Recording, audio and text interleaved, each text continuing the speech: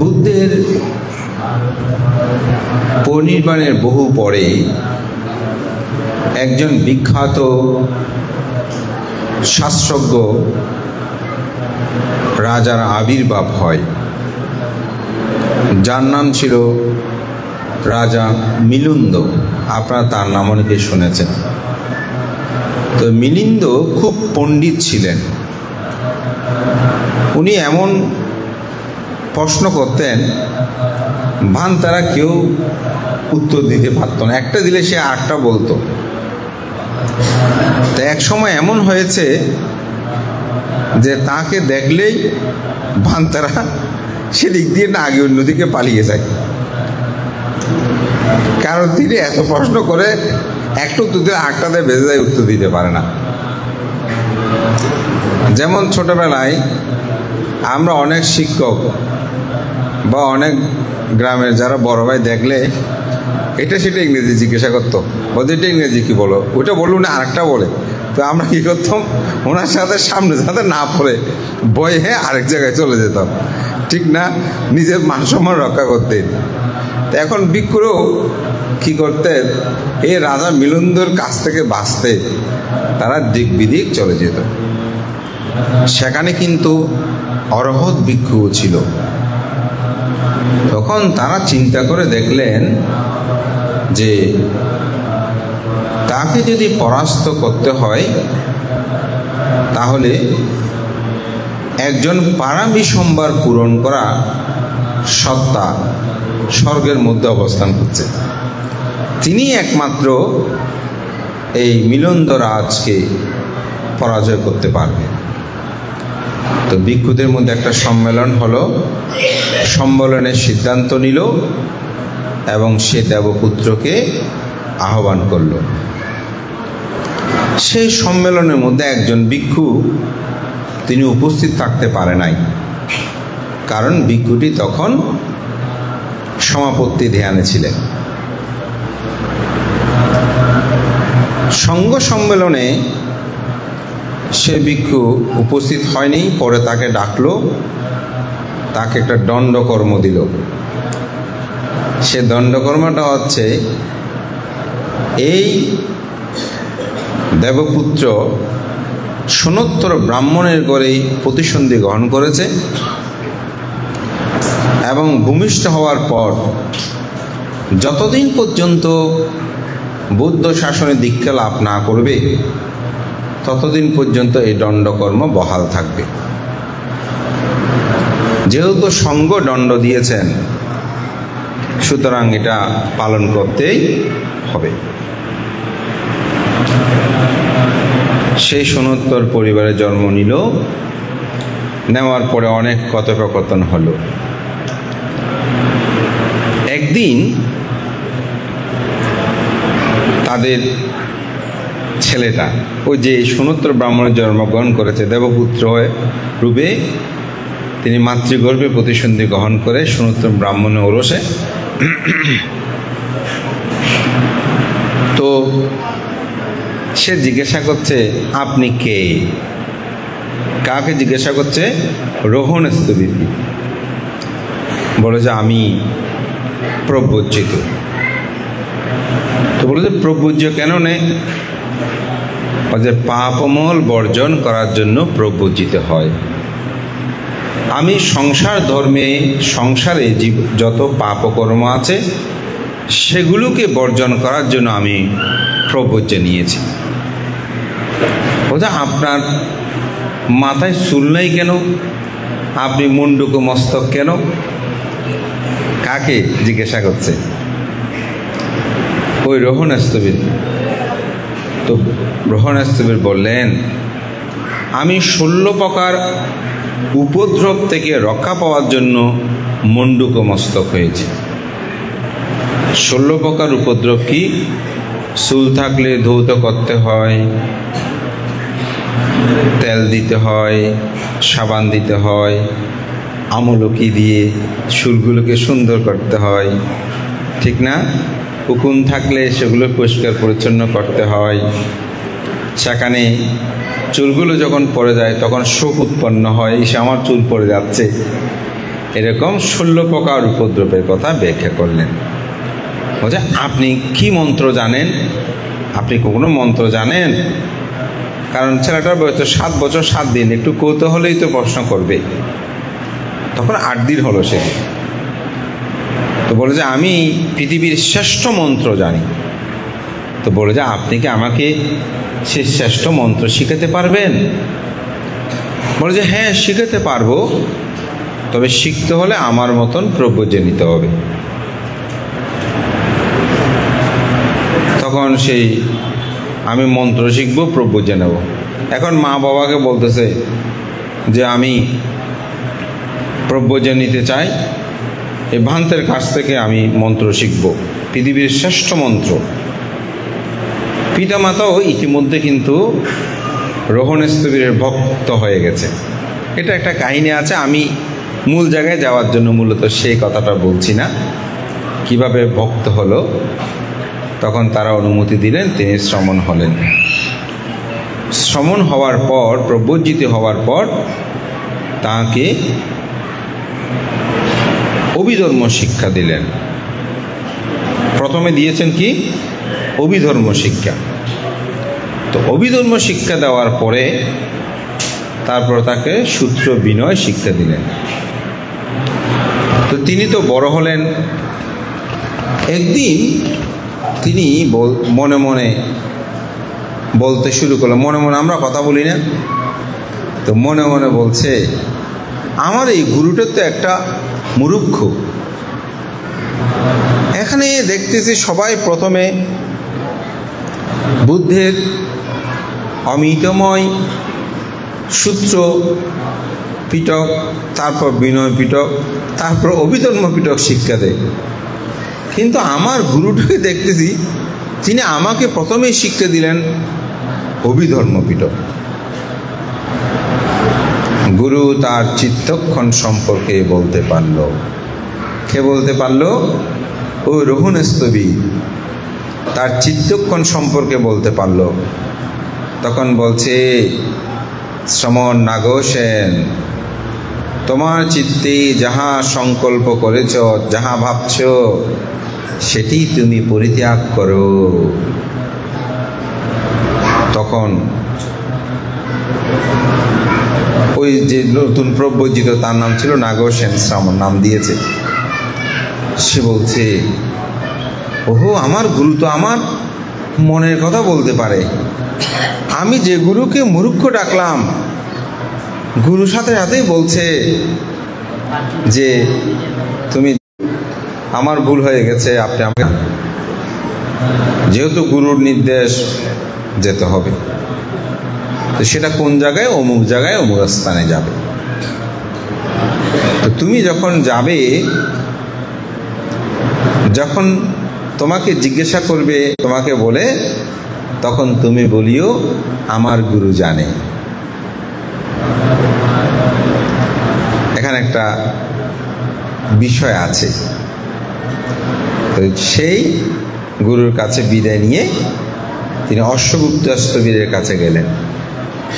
গিয়ে বন্দনা নিবেদন করলেন, তুমি কোথায় থেকে এসেছো? আমি সাগর নামক স্থান থেকে এখানে এসেছি। ও, তোমার গুরুকে, উপাধ্যায়কে? আমার উপাধ্যায় গুরু রোহণস্থবির। আমি কে? বোঝা আমার গুরু জানেন। অর্থাৎ একজন গুরুর নাম, অর্থাৎ যার কাছে যিনি শিক্ষা করতে আসবেন, তার নামটা যেন সম্মুখে না আনে। আমাদের সমাজের অনেক মানুষ আমি দেখেছি বানতেও বলবে না, বলে যে ধর্মরত্ন, সুমনজ্যোতি, লোকজিৎ, সে যেন আমার অনেক দিনের বড়। সংগ্রাম বান্তের নাম বুঝে না, জ্ঞানশ্রী। কত শ্রদ্ধায় বলতে হবে, শ্রদ্ধেয় সঙ্গরাজ জ্ঞানশ্রী ভান্তে। নাম ধরবেন না তা না, আপনাকে বলতে হবে। শ্রদ্ধেয় শব্দটা অবশ্যই যুক্ত করতে হবে। আপনার অনেক সময় এখন উপস্থাপকদের আমি দেখি শ্রদ্ধেয় আমার দাদা অমুক এখন বক্তব্য রাখবেন, আগে ছিল এখন কমে গেছে। ছোটবেলা আমরা দেখেছি শ্রদ্ধেয় মামা অমুক গুরু এরকম বলতো। তো সেজন্য একজন ভিক্ষু নাম ধরতে অবশ্যই আগে শ্রদ্ধেয় বলাটা অবশ্যই উচিত, এবং শেষে অবশ্যই যেন ভান্তে বলে। শ্রদ্ধেয় সংজ্ঞা বাঁধা 5টা নাই, তো জ্ঞানশ্রী বাঁধের নাম ধরা দরকার কি? আমাদের শ্রদ্ধেয় মহামান্য সংঘরাজ ভান্তে, আমাদের শ্রদ্ধেয় সুমনজ্যোতি ভান্তে। একটা ভান্তে শব্দটা যুক্ত করলেও সম্মান হয়, অনার হয়, এটা তো করা উচিত। তো ওখানে দেখেন সম্মুখে বলছে না নাম, বলছে আমার গুরু জানেন। তখন এই অশ্বজিৎ স্থবির তাকে উপদেশান্তে সে কথা ধর্ম শিক্ষা বিনয় দিয়ে ধর্মরক্ষিত স্থবিরের কাছে পাঠালেন। তো তিনি বললেন, যে ব্যক্তি গরু চড়াতে নিয়ে যায় কিন্তু গোরসের অধিকারী হয় না,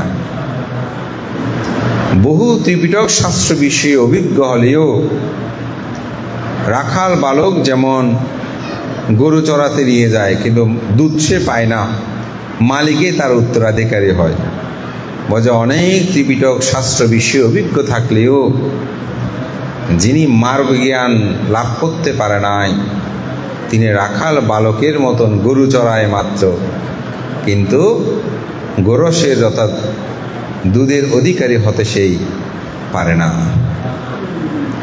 তখন তিনি সেটা বুঝতে পারলেন, আত্মসাধনায় নিমগ্ন হলেন। এখানে উপাসিকা নিয়ে আরো একটা ঘটনা আছে, দেশনা করতে করতেও তিনি সেখানে শ্রোতাপত্য হয়েছিলেন। এভাবে পরবর্তী তিনি অরহত্ব মার্গ জ্ঞান লাভ করে।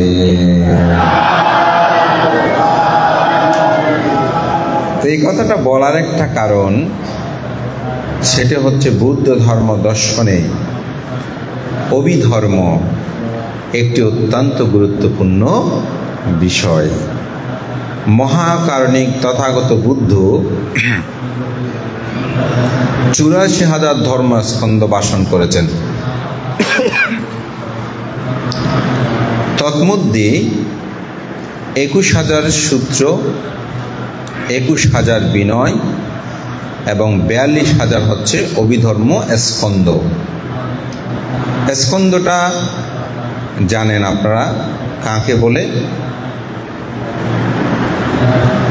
যে বাক্য বা যে শব্দ কোনো ভাবোত্থক প্রকাশ করে তাকে বলা হয় স্কন্ধ।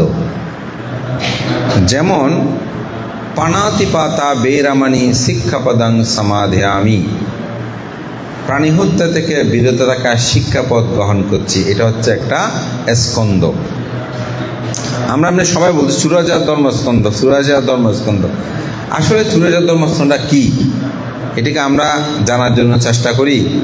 আজকে আপনারা যারা এই ধর্ম সভায় এসেছেন, আমি মনে করি আপনারা একটা বিষয় জেনে গেছেন, যদি না জেনে থাকেন, যে স্কন্ধ কাকে বলে। তাহলে বুদ্ধাং শরণাং গাচ্ছামি, আমি বুদ্ধের শরণ বা আশ্রয় গ্রহণ করছি, এটা কি হবে? একটা স্কন্ধ। আবার অভিধর্মে যখন যাবেন তখন নির্বাণ, চিত্ত, চৈতসিক, সংজ্ঞা, সংস্কার, বিজ্ঞান, এক একটা শব্দ এক একটা স্কন্ধ। তো সেজন্য বলছি, যে শব্দ বা যে বাক্য একটা ভাবোত্থক প্রকাশ করে, যেমন নির্বাণ বলে আমরা একটা ভাবোত্থক পাই না, সংজ্ঞা বিজ্ঞান বলে একটা ভাবোত্থক পাই না, তো অভিধর্মে এটা হচ্ছে একটা স্কন্ধ। এরকম 84,000 ধর্মস্কন্ধের মধ্যে 82,000 ধর্মস্কন্ধ স্বয়ং বুদ্ধ ভাষণ করেছেন, আর বাকি 2,000 ধর্মস্কন্ধ তার শ্রাবক সঙ্গ সারিপুত্র মোগলেন আরও অসিতের শ্রাবক আছেন না, দেবতা আছেন, ওনারা ভাষণ করেছেন। ভগবান তথাগত বুদ্ধ যখন পরিনির্বাপিত হয়, পরিনির্বাণের 3 মাস পর সপ্তপুণ্যী গুহায় প্রথম সঙ্গীত অনুষ্ঠিত হয়। সে প্রথম সংহিতাতে বুদ্ধের সমগ্র ধর্ম বিনয়গুলো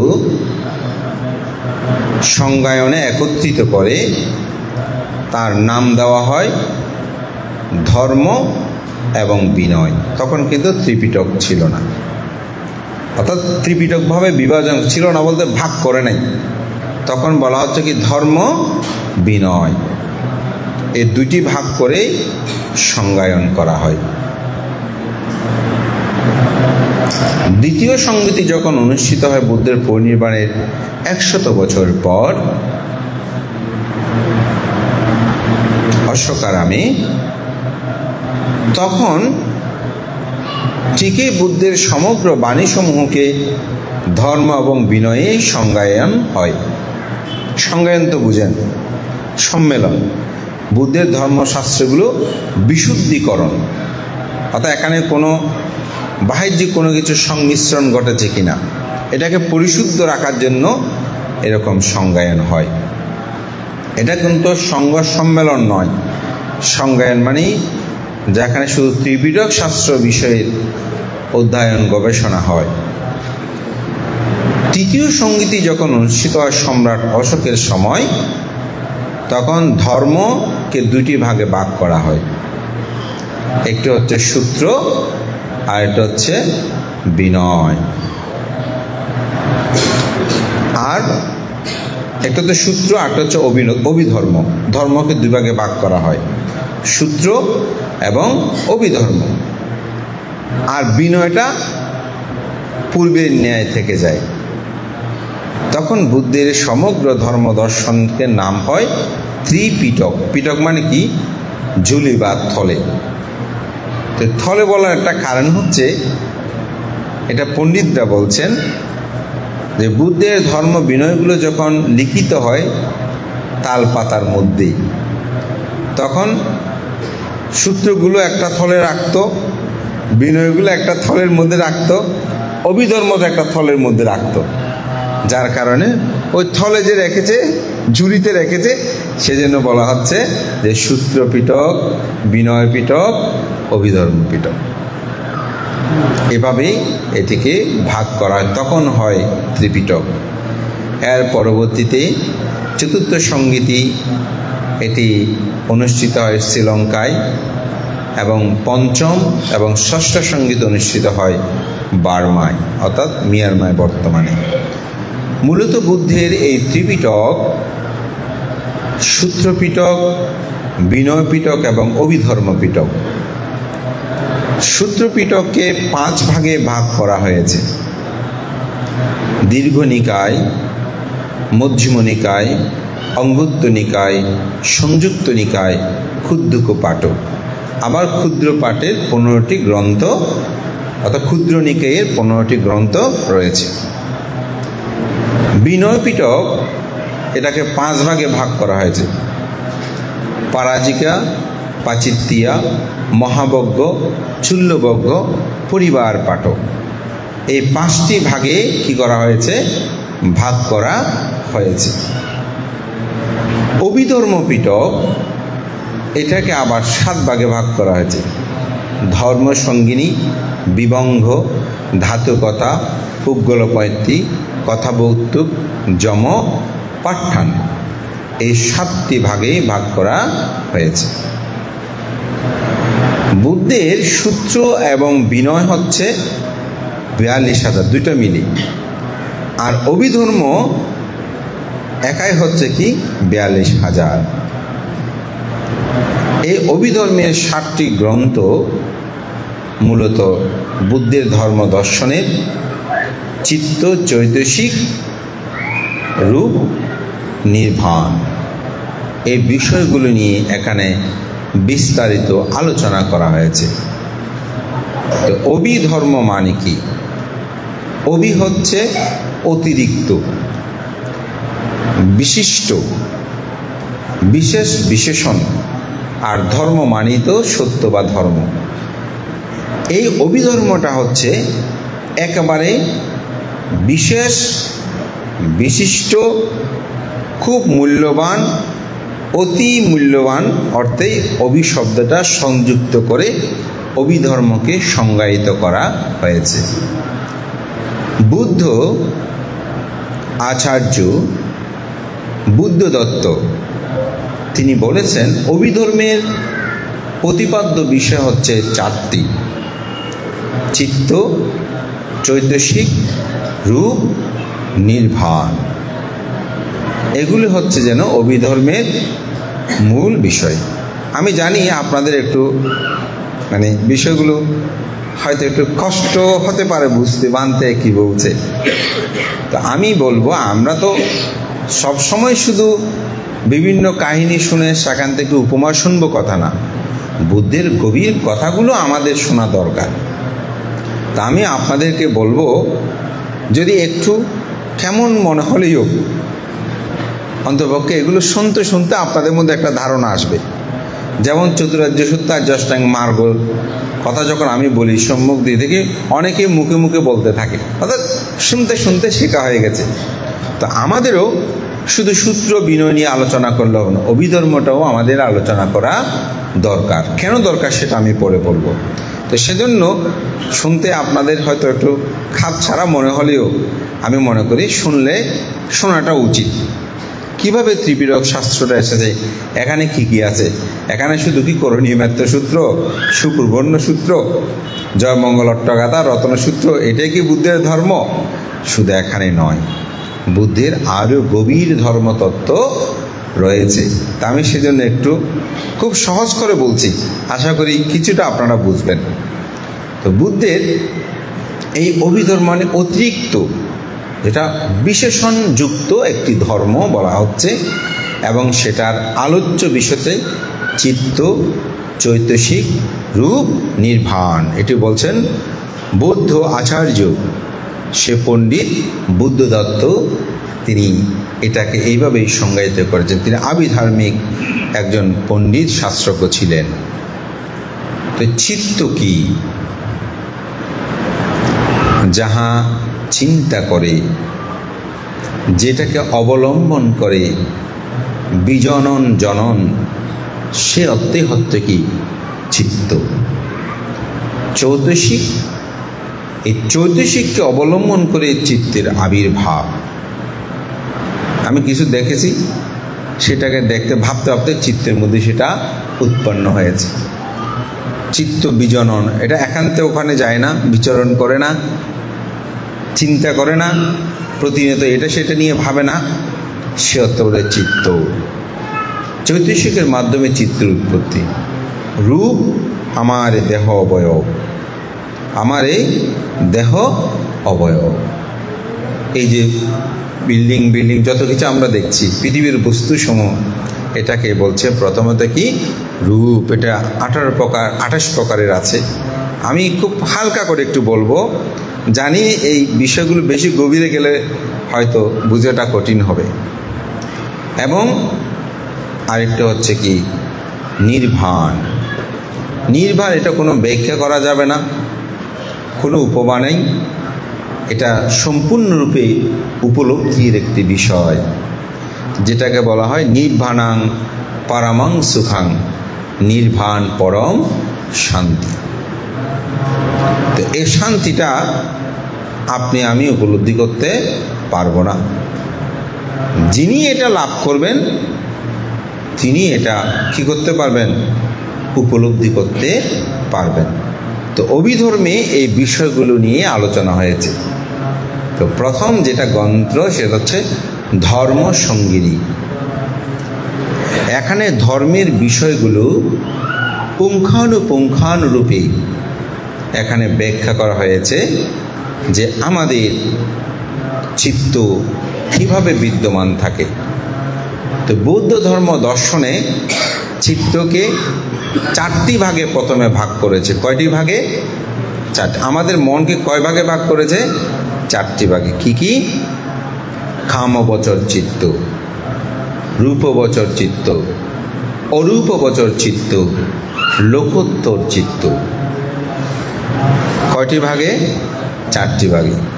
এটা হচ্ছে কামবচর চিত্ত, রূপবচর চিত্ত, অরূপবচর চিত্ত, লোকোত্তর চিত্ত। তো কামগোচর চিত্ত কি? যে চিত্ত রূপ, রস, শব্দ, গন্ধ, স্পর্শ আদি অবলম্বনে চিত্ত জগতের মধ্যে যে চিত্তটা উৎপন্ন হয় তাকে বলা হয় কামগোচর চিত্ত।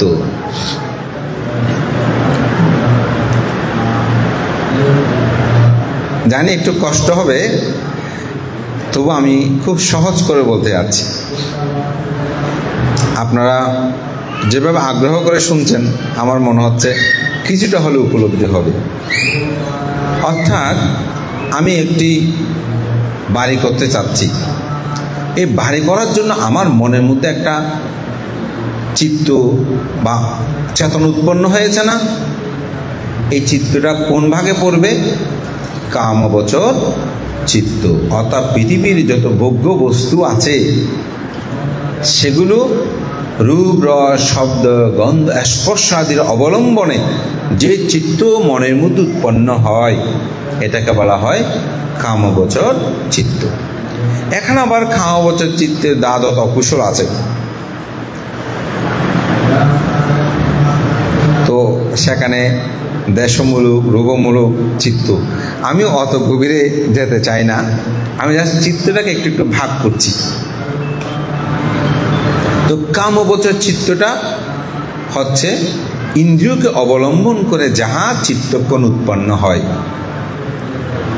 রূপগোচর চিত্ত রূপকে অবলম্বন করে যেটা উৎপন্ন হয়। তো একটু কামগোচর চিত্রের কথা বলি। এখানে দেশমূলক চিত্ত আছে, লোভমূলক চিত্ত আছে, কুশল চিত্ত আছে, অকুশল চিত্ত আছে কামগোচরের মধ্যে। যেমন আপনি যদি কোনো একটা বস্তু কামনা করেন, স্বর্গে যেতে চান, এটা কোন চিত্ত পড়বে? কামগোচর চিত্তের মধ্যে পড়বে। তাহলে পুণ্য করে ওখানে স্বর্গে যাচ্ছে না, তো সেখানে কি আছে? কুশলও চিত্ত আছে। আবার অনেকে নরকে যেতে না চাইলেও নরকের কর্ম সে করে, প্রাণী হত্যা করতে যায়, দেশচিত্ত উৎপন্ন হয়েছে। তাহলে ওই চিত্তক্ষণে যদি মৃত্যু হয় তাহলে তিনি নরকের মধ্যে উৎপন্ন হবেন। সুতরাং এক কথায় পৃথিবীর ভোগ্য বস্তু আদির অবলম্বনে, রূপ, রস, শব্দ, গন্ধ অবলম্বনে এখানে বেদনা, সংজ্ঞা, সংস্কার এগুলোকে আবার তিনটি ভাগে আছে। এজন্য সমনুষ্য সহগত, অমনুষ্য সহগত, সসংস্কারী, অসংস্কারী, সম্প্রযুক্ত, বিপ্রযুক্ত, এগুলো বললে আপনাদের মাথা একেবারে আরও আউলিয়ে যাবে। আমি অত জন্য যাচ্ছি না, কারণ এটি আমাদেরও অধ্যয়ন করতে, সত্যি কথা বলতে অনেক বিষয়। কারণ চিত্তের বিষয় তো এক এক সময় এক একটা চিত্ত একটু ব্যতিক্রম হলে আরেকটা জিনিসের কথা চলে আসে। তো আমি অত জায়গায় যাচ্ছি না, শুধু আমি বলছি যে আমাদের চিত্তক্ষণটা যদি সেরকম হয় তাহলে কোথায় আমরা গমন করি? তাহলে কামগোচর চিত্তে যদি আমাদের মৃত্যু হয়, হয়তো নরকে, নয়তো মনুষ্যলোকে, অথবা স্বর্গের মধ্যে আপনি উৎপন্ন হতে পারেন। দ্বিতীয় যেটা হচ্ছে রূপগোচর চিত্ত। তো রূপগোচর চিত্ত সেটা কিন্তু কুশল চিত্তের মতো, সেটি নরকে গমন করে না। ৩১ যে লোকভূমি আছে, কয়টা? ৩১ লোকভূমি নিয়ে একটা মাত্র চক্রবাল। তো ৩১ লোকভূমির মধ্যে একটা চক্রবাল। ৩১ লোকভূমি কি? প্রথম হচ্ছে চারি অপায়। চারি অপায়, তির্যক, প্রেত, অসুর, নিরয়, এগুলো হচ্ছে মনুষ্যলোকের নিম্নগান। এরপর হচ্ছে একটি মনুষ্যলোক আর 6টা স্বর্গ। তাহলে কয়টা হয়েছে? 7টা, এদিকে 4টা। এরপর 16টা হচ্ছে রূপ ব্রহ্মলোক। 16টা রূপ ব্রহ্মলোক, আর 4টি হচ্ছে অরূপ ব্রহ্মলোক।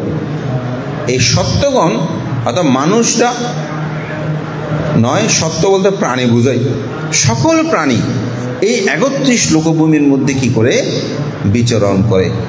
কিসের মাধ্যমে? চিত্তের মাধ্যমে। কিসের মাধ্যমে? চিত্তের মাধ্যমে।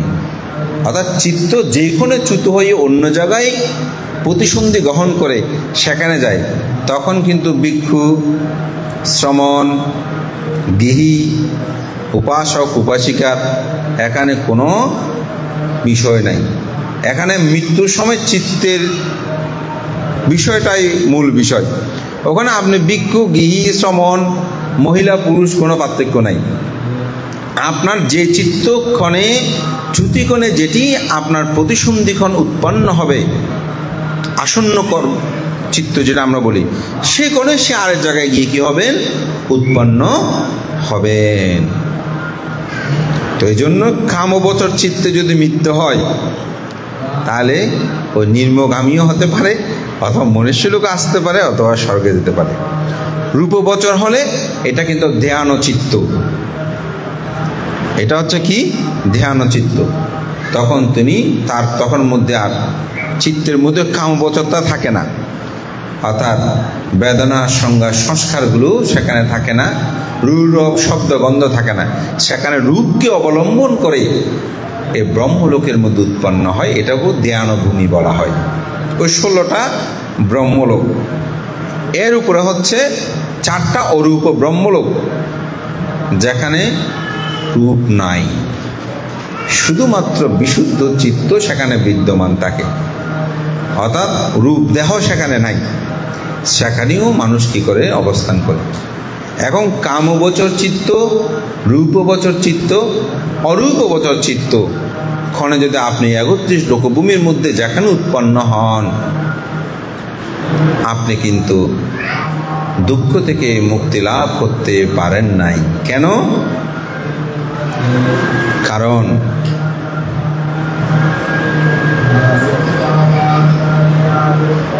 দেবলোকে, নরকে গেলে সেখান থেকেও আপনাকে চ্যুত হতে হবে, স্বর্গে গেলেও চ্যুত হতে হবে, রূপলোকে, অরূপলোকে গেলেও সেখান থেকে কি হতে হবে? চ্যুতি হতে হবে। তো যেখানে চ্যুতি সেখানে কি? দুঃখ। সেখানে দুঃখ না, তাহলে তো আপনার জন্ম নিরোধ হয় নাই। তো জন্ম নিরোধ না হলে তো জরা দুঃখ, ব্যাধি দুঃখ, মরণ দুঃখ, অপ্রিয় সংযোগ দুঃখ, প্রিয় বিয়োগ দুঃখ, স্ফূর্ত অলাভ দুঃখতা, যাহা চায় তা না পাওয়ার দুঃখ, পঞ্চ উপাদান স্কন্ধ দুঃখ, সংক্ষেপে পঞ্চ উপাদান স্কন্ধ দুঃখ, এগুলো তো আপনার মধ্যে কি হবে? উৎপন্ন হবে। তো বুদ্ধ অর্থাৎ রাজকুমার সিদ্ধার্থ তিনি যখন অবিনিষ্ক্রমণ করে অনমা নদীর তীরে মস্তক ছেদন করে গৃহবসন ধারণ করে তিনি আত্মসাধনায় নিমগ্ন হওয়ার পূর্বে বহু ঋষি, আরাম, কারাম, রামপুত্র, রুদ্র, ওনাদের অনেকের কাছে গিয়ে তিনি কিন্তু ধ্যান করেছিলেন। সেখানে ধ্যান গুণে প্রভাবে তার চিত্ত অকিঞ্চ আয়তন, নৈবাসঙ্কায়তন, ওই 4 অরূপ লোক পর্যন্ত গিয়েছিল।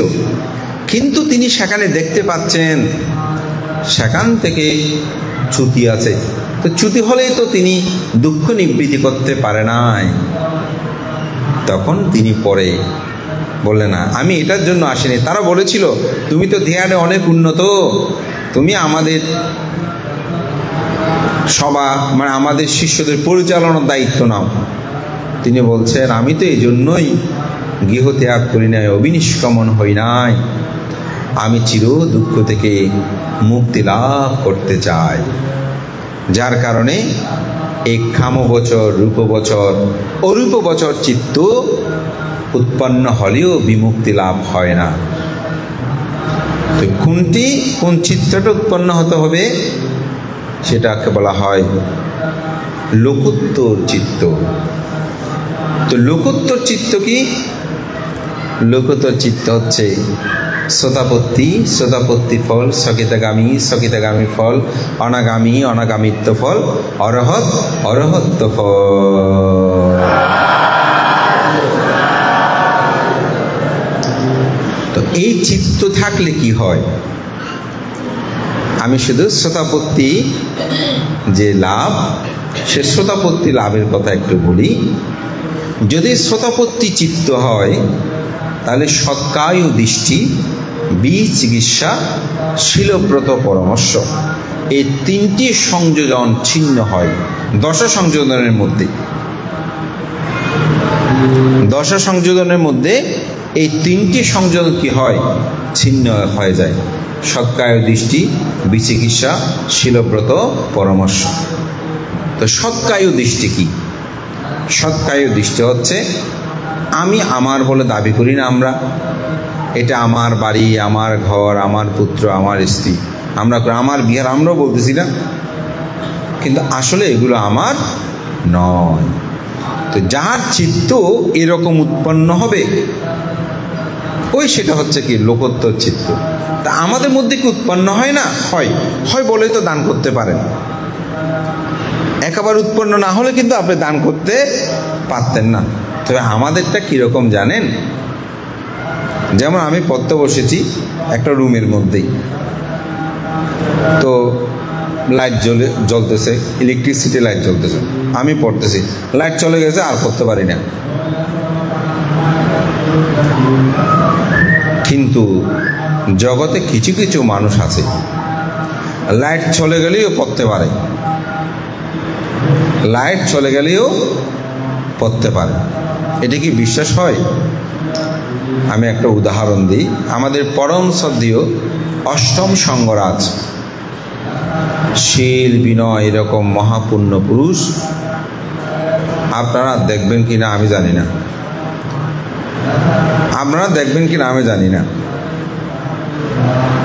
তো শ্রদ্ধেয় বান্তে কথাটা আমি শুনেছি রাষ্ট্রপাল বান্তের কাছে। তো রাষ্ট্রপাল বান্তে কাছে একবার তিনি ধ্যান কর্মস্থল নিয়েছিলেন। কোথায়? বুদ্ধগয়াতে। তো রাষ্ট্রপাল বান্তে কর্মস্থান দিলেন বান্তেকে, মানে এইভাবে এইভাবে ধ্যান করবেন। তো বান্তে ধ্যান করতেছেন। রাত্রে বান্তে দিবালোকে যেরকম দেখে, কে? আমাদের শ্রদ্ধেয় মহামান্য অষ্টম সঙ্গরাজ শিলালঙ্কার মহোদয় দিনের বেলায় যেরকম দেখে উনি সব কিছু সেরকম দেখতেছে। এখন বাথরুমে যাচ্ছে, ওখানে যাচ্ছে, কোথায়ও উনি ওনাকে আর লাইট জ্বালাতে হয় না। তো বোন হতে হতে রাষ্ট্রপাল বান্তে যখন আসছে, তো শ্রীলঙ্কার বান্তে বলতেছে, রাষ্ট্রপাল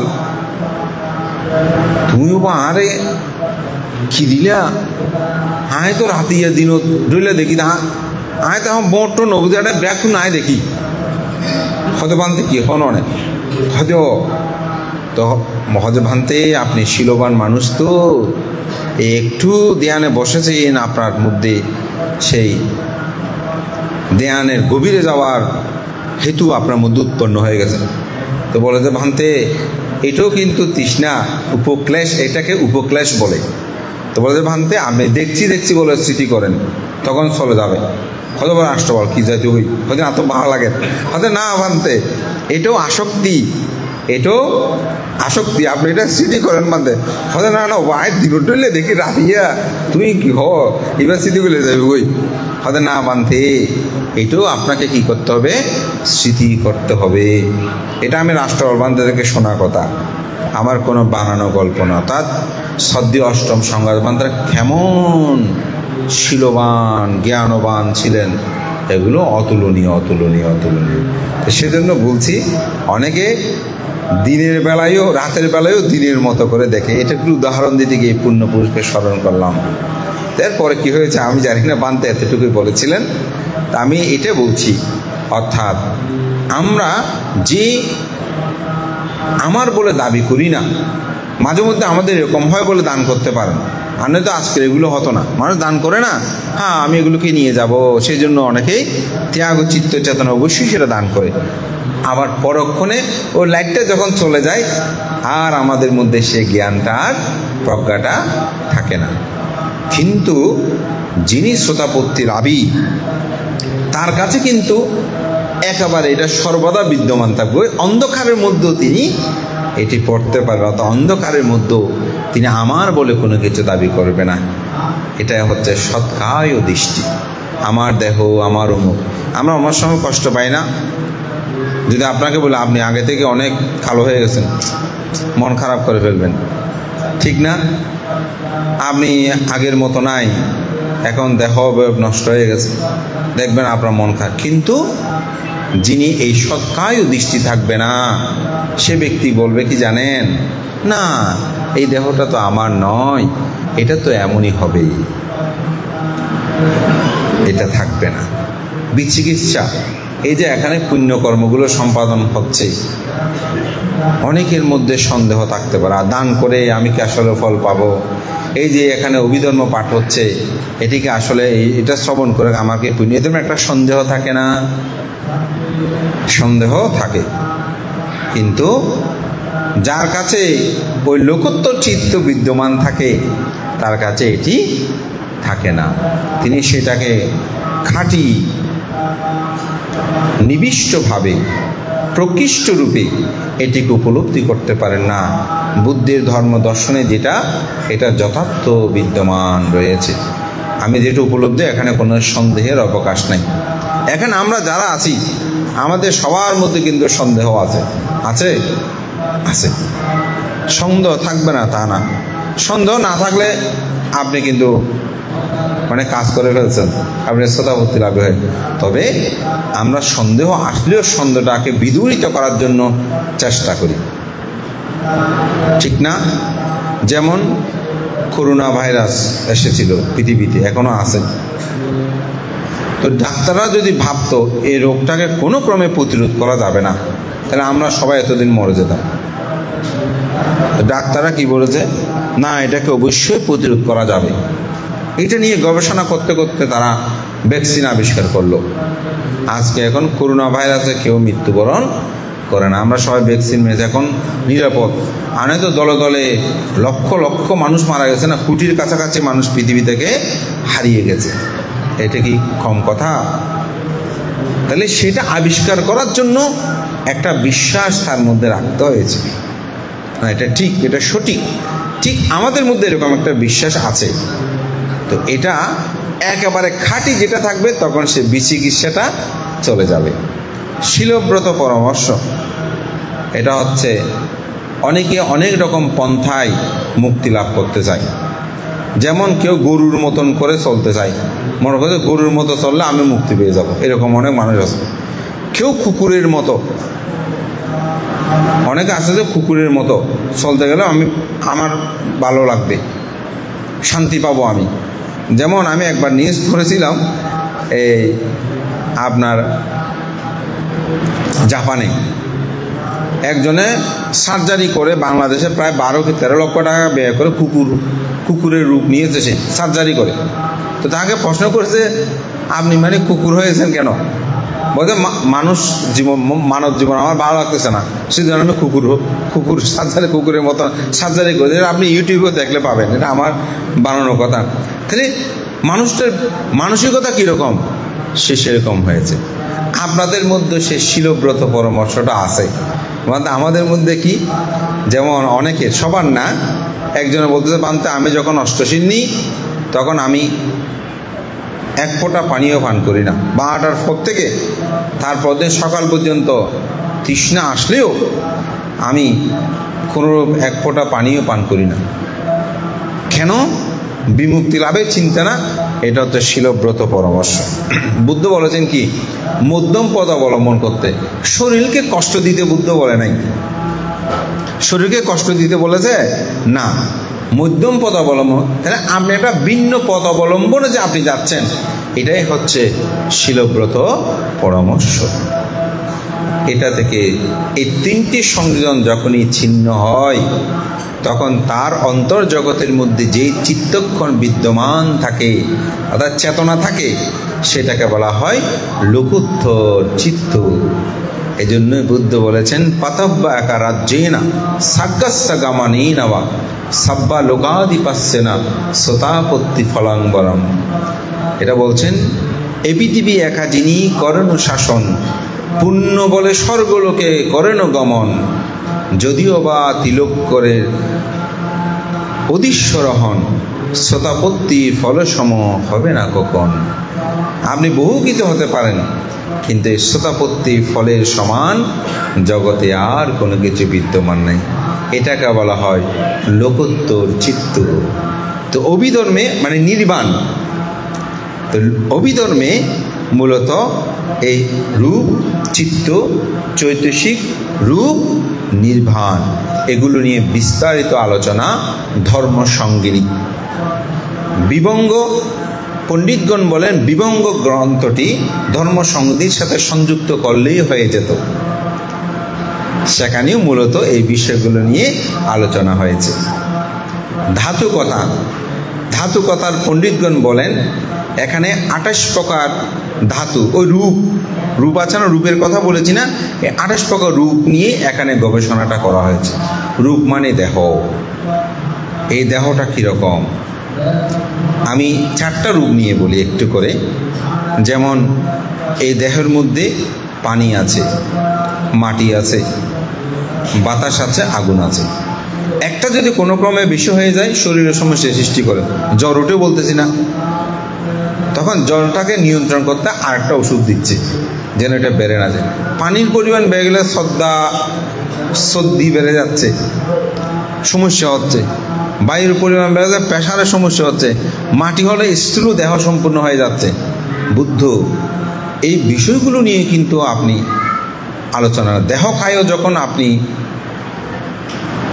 অধ্যয়ন করবেন তখন বুঝতে পারবেন এই রূপের, দেহের যে বিচিত্রতা, এটি কেমন, এটি নিয়ন্ত্রণ করতে পারলে কীভাবে আপনি শারীরিকভাবে সুখী হবেন, এই পথ নির্দেশনাগুলো রয়েছে মূলত ধাতুকথা। পুগ্গলোপয়াত্তি, তো পুগ্গলোপয়াত্তি হচ্ছে, পুগ্গল মানে কি ব্যক্তি, পুগ্গল মানে ব্যক্তি, মানুষ। তো মানুষগুলো কীরকম এখানে ব্যাখ্যা দিয়েছেন, কোন কোন মানুষ কীরকম, কী ধরনের মানুষ আছে, এগুলোর এখানে ব্যাখ্যা প্রদান করা হয়েছে পুগ্গলোপয়াত্তি গ্রন্থের মধ্যে।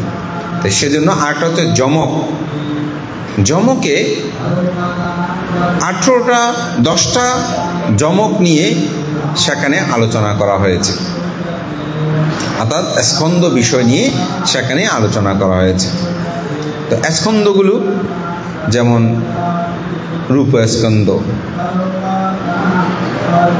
বেদনা স্কন্দ, সংজ্ঞা স্কন্দ, বিজ্ঞান স্কন্দ, এগুলো হচ্ছে পঞ্চস্কন্দ আমরা বলি না, বিজ্ঞানে এরই পঞ্চ সংস্কার স্কন্দ, এগুলো নিয়ে মূলত সেখানে বিস্তারিত আলোচনা দৃষ্ট হয়।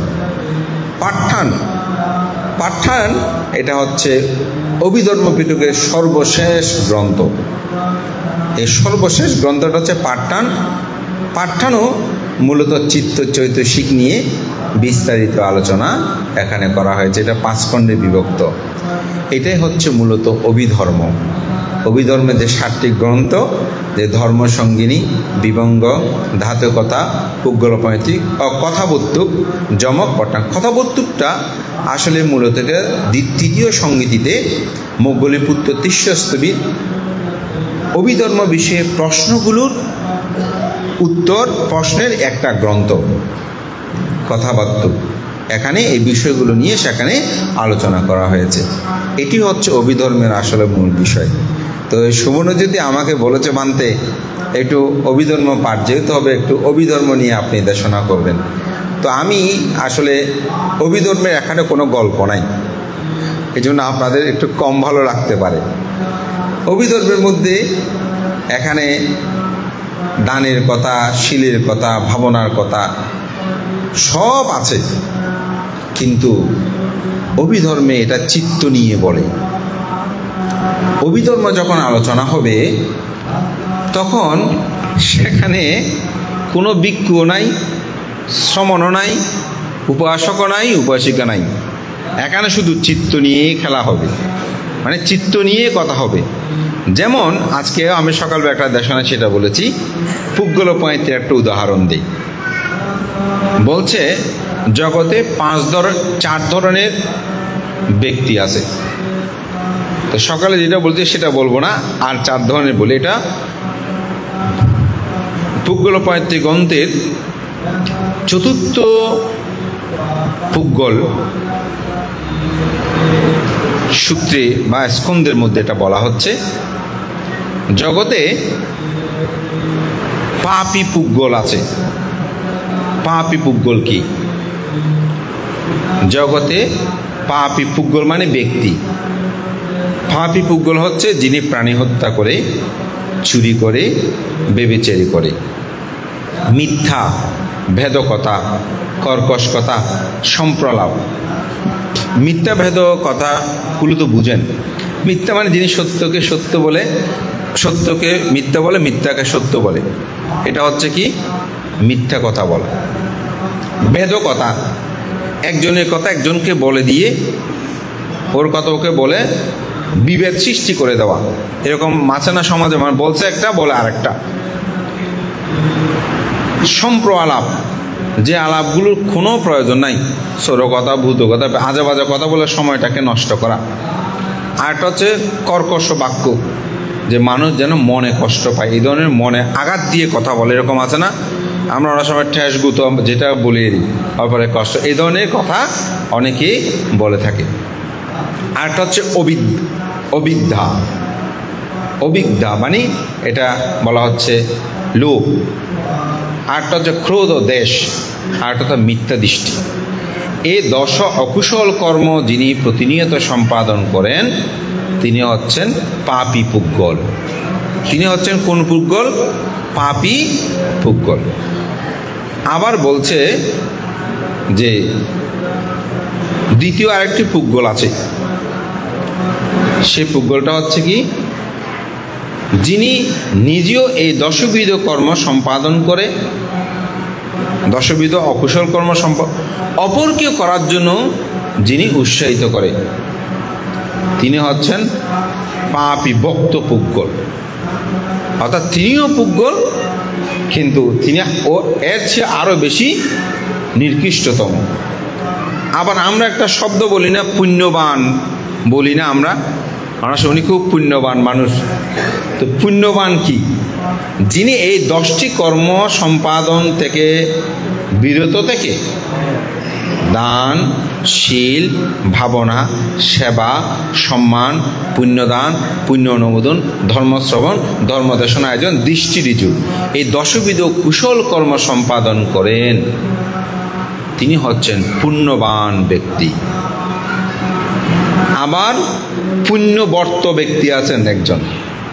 পুণ্যবর্ত ব্যক্তিকে, যিনি এই 10বিধ কুশল কর্ম সম্পাদন করেন, অপরকেও এই কুশল কর্ম সম্পাদন করতে উৎসাহিত করেন, অনুপ্রেরণা প্রদান করেন, তিনি হচ্ছেন পুণ্যবর্ত ব্যক্তি বা পুগ্গল। তো এটা বলার কারণ কি জানেন? যখন এই পুগ্গল ভেদে অভিধর্মে আপনি বিভাজন করবেন, তখন কিন্তু এখানে ভিক্ষুও নাই, ভিক্ষুণীও নাই, শ্রমণও নাই, উপাসকও নাই, উপাসিকা নাই, এখানে হচ্ছে পুগ্গল মানে ব্যক্তি। আমি যদি প্রাণী হত্যা করি আমি পাপিষ্ঠ, আমি যদি চুরি করি পাপিষ্ঠ, ব্যভিচারী করলে পাপী, অর্থাৎ পাপী ব্যক্তি বলতে পাপিষ্ঠ। আপনি করলো ঠিক, এখানে কিন্তু ভিক্ষু হিসাবে অমুক হিসাবে এখানে কোনো পার্থক্য করার কিছু নাই। সেদিন একজন সোশ্যাল মিডিয়াটা লিখেছেন, ওদের আমরা গৃহীরা ভুল করলেও কিন্তু বান্তারা কোনো কর্মে ভুল করতে পারবে না। আমরা দু একটা জিনিস ভুল করলেও কিন্তু বান্তারা ভুল করতে পারবে না। তা আমি বললাম কথাটা ঠিক নয়, আপনিও ভুল করতে পারবেন না, আমিও ভুল করতে পারবো না, ভুল করা যাবে না। একটা খুব চমৎকার কথা বলি আপনাদের, একটু রস মানে একটু গল্প বললে ভালো লাগবে আপনাদের। কিছুদিন আগে আমার এক আত্মীয়, সে এসে আমাকে বলছে, ভান্তে একটা ডাকাত একজন, এটা হিন্দু শাস্ত্রে একটা গল্প, তো সে একজনের জিনিস ডাকাতি করে নিয়ে পালিয়ে যাচ্ছে, মানুষ তাড়া করে তাকে ধরার জন্য তাড়া করেছে। এখন সে এসে এক সাধকের ঘরে খাটের নিচে সে লুকিয়ে গেছে। সাধককে বলতেছে, আমি যে এখানে ঢুকেছি আপনি বলবেন না। এখন গ্রামবাসী সবাই তাড়া করতে করতে ওই সাধকের যে কুটির আছে বনের মধ্যে সেখানে চলে আসছে। তো তাকে জিজ্ঞাসা করতেছে যে আপনি কি এখানে কাউকে দেখেছেন? সে আমাদের টাকাগুলো আমাদের গ্রামে ঢুকে ডাকাতি করে টাকা পয়সা নিয়ে পালিয়ে এসেছে। তাকে পেললেই এখন আমরা শিরোচ্ছেদ করব। বলেন আপনি দেখেছেন কিনা, আপনার কুটিরের মধ্যে এখানে প্রবেশ করেছে কিনা? তো বলেছে বানতে যদি সে একজন বিজ্ঞ হয় তাহলে তার কি বলা উচিত? তখন আমি বিপদে পড়ে গেলাম স্বাভাবিকভাবে। বলতে আপনি যদি দেখিয়ে দেন তাহলে সে মানুষটাকে হত্যা করে ফেলবে, মেরে ফেলবে। আর যদি আপনি একটু সামান্য মিথ্যা বলেন তাহলে মানুষের জীবনটা বেঁচে যাবে। এখন আপনি কোনটা করবেন? বুদ্ধ ধর্ম দর্শন কি বলে? তো আমি বললাম তুমি কি বলো? বর্তমান তা আমি হলে মিথ্যা বলবো, কারণ আমার মিথ্যার দ্বারা একজনের জীবন বেঁচে যাবে। আমি বললাম তুমি তোমার মায়ের অপারেশন হবে। এখানে আমাদের ডাক্তারও এসেছেন, হ্যাঁ, আমার অত্যন্ত প্রিয় উপাসিকা আমাদের ডাক্তার প্রীতিকণা, আমাদের স্বনামধন্য। আজকে এখানে যে ধর্মরত্ন বান্ধব আসছে উপসংহরা আছে, এই উপসংহরা বান্ধব বলতেছে যে ওনার ভাইয়ের সাথে দেখা হয়েছিল। বলে যে ওই ডাক্তার প্রীতি আছে না, ওনাদের গ্রাম নাকি? আমি তো হ্যাঁ বান্ত ওনাদের গ্রাম। তাহলে আপনারা বুঝেন একজন ডাক্তার দিয়ে কিভাবে পরিচিত হয়। এটা আপনাদের রত্ন, আমাদের রত্ন, সবার রত্ন। আমাদের শ্রদ্ধেয় মহামান্য বাসায় গেছেন না, তো উনি আমাদের শ্রদ্ধেয় মহামান্য সংঘরাজ ভান্তের চিকিৎসক বলা যায়। ওনার পরামর্শে এখনও ভান্তে বেঁচে আছেন। আমি বসেকে আশীর্বাদ করি। যে অর্থে বলছিলাম যে আমি ওনাকে বললাম যে অপারেশন হবে কার? তোমার বাবা। তো তুমি 2 লক্ষ টাকা নিয়ে যাচ্ছ। এখন ওই চোর, ওই ডাকাত তোমার কাছ থেকে ঝাপটিয়ে ওই টাকাগুলো নিয়ে পালিয়ে গেছে। এখন পালিয়ে গিয়েই আমার ওই বান্তের সাধকের খাটের নিচে লুকিয়ে গেছে। এখন টাকাগুলো না পাওয়ার কারণে তোমার মার মৃত্যু হলো। এখন ভান্তে যে মিথ্যা বলেছে এটাকে তুমি মেনে নেবে? টাকাটা তো উদ্ধার করতে পারলে তোমার মায়ের ট্রিটমেন্ট হতো, তোমার মা বেঁচে যেত। এখন তুমি একজন মানুষের জীবন রক্ষা করতে গিয়ে 8টা জীবন শেষ হয়েছে। এটা যদি হয় তখন সে সুখ হয়ে গেছে। আমি আবার তুমি বলো তুমি কোনটা বলবে, কোনটা বলা উচিত? তো বুদ্ধের ধর্ম দর্শন বলে সর্বদা আপনি সত্য বলবেন, সেটা যে কোনো কারণে হোক আপনি সত্যটাই বলবেন। কারণ যে যে কর্ম সৃষ্টি করতে সেই কর্মের ফল সে ভোগ করবে। সে কর্মের সাথে আমি কেন সংযুক্ত হতে যাব? কেউ যদি মনে করেন যে না আমার জন্য আপনি মিথ্যা বলেন, না, আপনি কেন কর্ম সৃষ্টি? আমি যে কর্ম করেছি সেই কর্মের ফল আমি পেয়ে যাব। সুতরাং এটাই আমি বলতে যাচ্ছি যে বুদ্ধ ধর্ম দর্শনে সত্যটাকে সবসময় সত্য রূপেই আমাদেরকে কী করতে হবে? গ্রহণ করতে হবে। ঠিক অনুরূপ পুগ্গল হলেও সেখানে বৃক্ষ হোক ঘি হোক কোনো পার্থক্য নয়। পুগ্গল ভেদে সেটা কি হবে? বিচার বিবেচনা হবে। অর্থাৎ আপনার চিত্তক্ষণে যেটা উৎপন্ন হয়েছে সেই চিত্তক্ষণেই আপনার চ্যুতিতে আপনি অন্য জায়গায় উৎপন্ন হবেন। যেমন একজন মানুষ আজীবন ভিক্ষু ছিল, কিন্তু মৃত্যুক্ষণে তার চিত্তটা নিম্নগামী উৎপন্ন হয়েছে। তাহলে ভিক্ষু হিসেবে কি তাকে স্বর্গে যেতে পারবে? পারবে না। তো সেজন্য পুণ্য চেতনা কর্ম বা পুণ্যবান বা পুণ্যবক্তা এটি এখানে পার্থক্য আর বিদ্যমান থাকে না। এই জন্য বৌদ্ধ ধর্ম দর্শনে এই অভিধর্মটা আসলে খুবই গুরুত্ববহ। ভগবান তথাগত বুদ্ধ এটা বলেছেন। সূত্রটা হচ্ছে কি?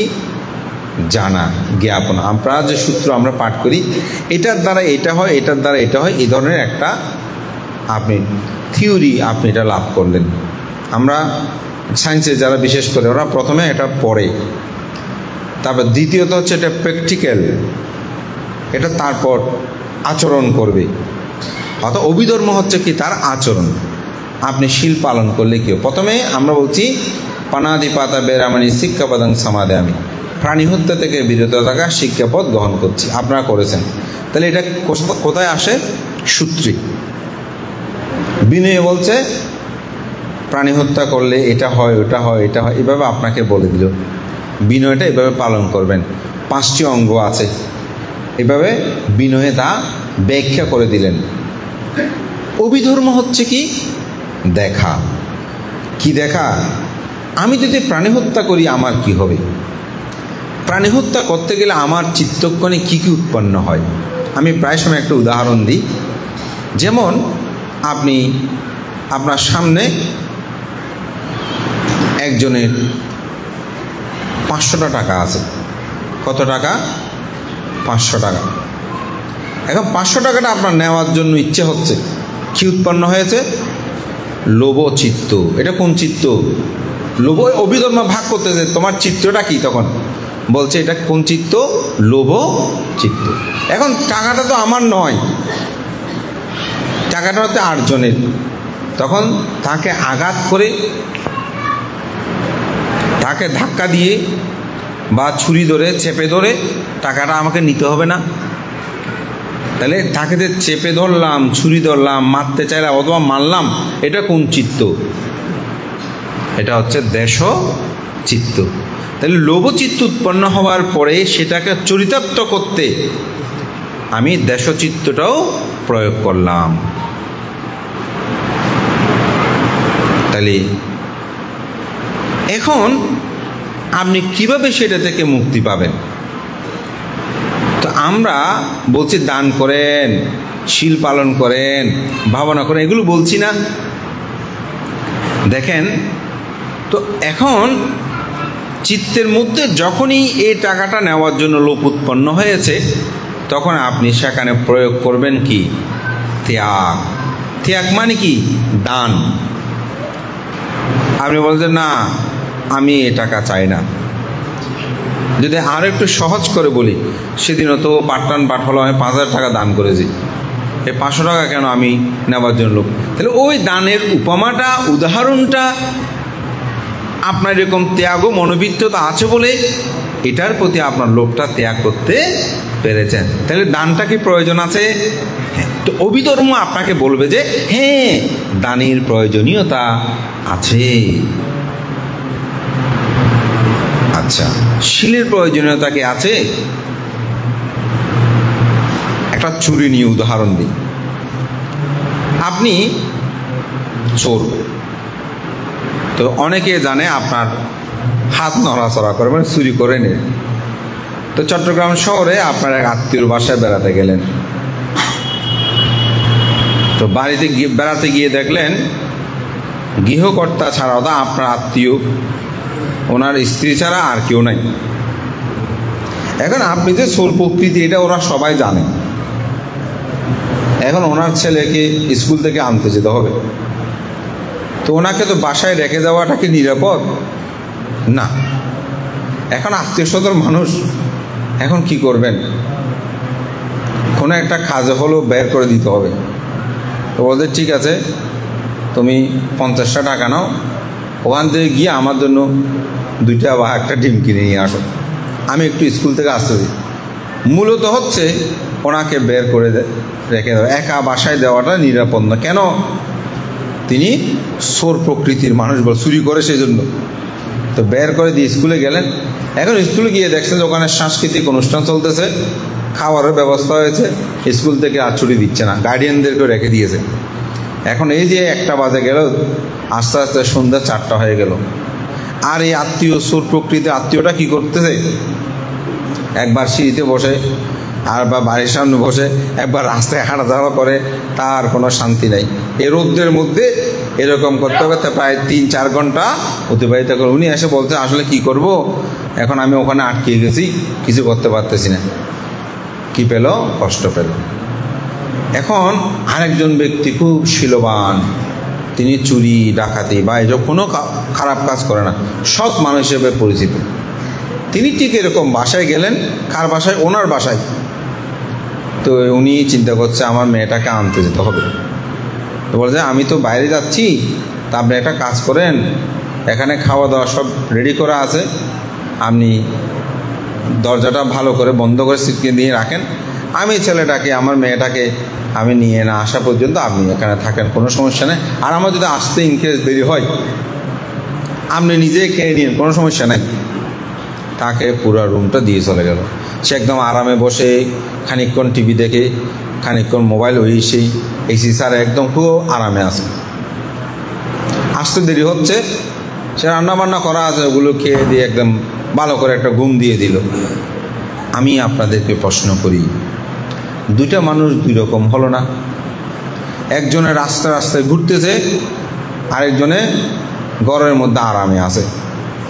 তো বুদ্ধের যে কথা, শিলেনা সুগতিয়ান্তি শিলেনা ভোগা সম্পাদা শিলেনা নিভূতিয়ান্তি তসমা শিলাং বিশুদয়। এখানে সুগতি বলবো না, একটা শুধু বলবো, শিলেনা ভোগা সম্পাদা। শিলের দ্বারা যে মানুষ ভোগ সম্পত্তি লাভ করে, এটা কি প্রত্যক্ষ? আর কিছু বলতে হবে? কারণ তিনি শিল পালন করে এসিতে দেখেছে, টিভি দেখতেছে, ভালো খাদ্য খেয়ে রুমের মধ্যে বসে আছে। হয়েছে না এরকম ঘটনা? হয়েছে। আমি যেটা বলছি বাস্তবতা থেকে এগুলো বলছি। তাহলে সে বুদ্ধের কথা, ভোগ সম্পদ সে কি করেছে? লাভ করেছে। মৃত্যুর পরে যেতে হয়েছে, ইহ জীবনে পেয়েছে না? আমাদের পরিবারে একবার নিমন্ত্রণ করতেছে, অষ্টশীলধারী যারা তাদেরকে নিমন্ত্রণ করবে, তো লিস্ট করতেছে। আমার মা হঠাৎ বলতেছে, ওদের পূর্ব পাড়াতে একটা ছেলে আছে, সে অষ্টশীল নেই, ওদের ছোট হলেও তাকে একটু নিমন্ত্রণ করেন। তখন আমি বুঝি না, এখন বুঝি কেন আমার মায়ের কথা বলেছে। বুঝে সে শিল পালন করে, শিলের দ্বারা কী লাভ হয়? ভোগ সম্পত্তি লাভ হয়। আর যিনি শিল পালন করে না, তাকে সবাই তিরস্কার করে, ওই রাস্তায় রাস্তায় ঘুরতেছে। এটা হচ্ছে প্র্যাকটিক্যালভাবে আপনার নিজের চিত্ত জগতের মধ্যে উপলব্ধি করা। শিল পালন করলে এটা কি হয়? তো অভিধর্মে যখন যাবেন, তখন তার কুশল চিত্ত বিদ্যমান থাকবে, কারো প্রতি হিংসা থাকবে না, কারো প্রতি দ্বেষ থাকবে না। আপনারা অনেক সময় অনেক মানুষের মুখমণ্ডল দেখে বুঝবেন, বলতে ভান্তে মানুষটাকে দেখতে খুব শান্তশিষ্ট মনে হয়। আপনারা 10 দিনের ধ্যান উপোস করেছেন, এখানে কেউ আছেন? অবশ্যই আছেন। আপনি দেখবেন একজন কালো মানুষও 10 দিন ধ্যান করার পর যখন বের হয়, তার মুখমণ্ডল থেকে যেন একটা জ্যোতি বের হচ্ছে। এটা একটা অদ্ভুত ব্যাপার, অর্থাৎ শিলময় জীবনযাপন। তো বুদ্ধের ধর্ম দর্শন এটি চিত্ত জগৎ নিয়ে যখন এটা বিভাজন করা হয়, তখন এভাবে ভাগ করা যায়। তো অভিধর্মটা আসলেই খুব একটি গুরুত্বপূর্ণ বিষয়। আমি যা আলোচনা করেছি এটা একেবারে আমার জ্ঞান সমুদ্রে যতটুকু আছে আমি অতি সাধারণভাবে বলার জন্য চেষ্টা করেছি। কারণ এগুলোর এক একটা বিষয় যদি ঠেল ডালগুলো বের করে বলতে যায়, মাথাটা আপনাদের আউলেই যাবে, কিছুই সহজে বোঝা যাবে না। তবে আমি এটুকুই বলবো, এই অভিধর্ম পাঠ শ্রবণ আমাদের বহুবিধ পুণ্য সঞ্চয় হয়। তো এই বিহারের বিহারাধ্যক্ষ প্রিয়বাদন সুমনজ্যোতি স্থবির তিনি কেন আয়োজন করেছেন সেটা আপনারা জানবেন না, সেটা তিনিই জানবে। কেন ভান্তে?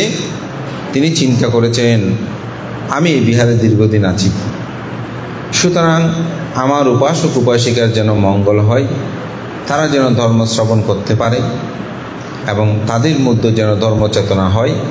এই চেতনাটাই আসলে তাকে আমি মনে করি এটা উদ্বুদ্ধ করেছে।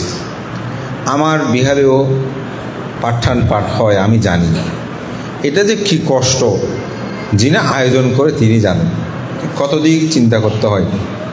এখানে যারা ভিক্ষু সংঘ আছে তাদের রাত্রে কার পরে কে সূত্র আবৃত্তি করবে, আর এমনিতেও সুমনজ্যোতি অসুস্থ, কীভাবে সে এত সুন্দর আয়োজন করলো আমি জানি না। তো এবার আমি এসে আসলে যা দেখলাম, আমি বলছিলাম সুমনজ্যোতি তুমি যত সুন্দর আয়োজন করেছো, তোমার দায়িত্বরা যে সুন্দর আয়োজন করলো, আমার মনে হচ্ছে অন্তপক্ষে 15-20টা গদ দিলেও মানে কুটি তৈরি করে এটা একেবারে ওয়াইক হয়ে যেত, কোনো সমস্যা হতো না, এত সুন্দর এটা আয়োজন হয়েছে। তা আমি মনে করি এই পূর্ণ চেতনাটা আপনাদের মধ্যে অন্তর্জগতে জাগ্রত হোক। আমি যে বলেছি আপনাদেরকে অভিধর্মে যেটা বলছে, এই পৃথিবীতে আমার বলতে কোনো কিছু নাই, এই পৃথিবীর সমগ্র কিছু হচ্ছে নাম রূপের একটি জীবনাদর্শন বলা যায়। এখানে আমি বলতে জগতে কিছু নাই, এখানে নাম এবং রূপ।